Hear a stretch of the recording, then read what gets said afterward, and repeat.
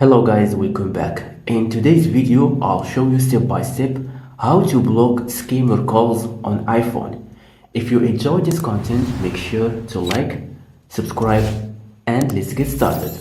So if you receive a scammer call on your iPhone and you want to block his number, very easy. The first thing, tap on phone, and for example, this is the number of scammer.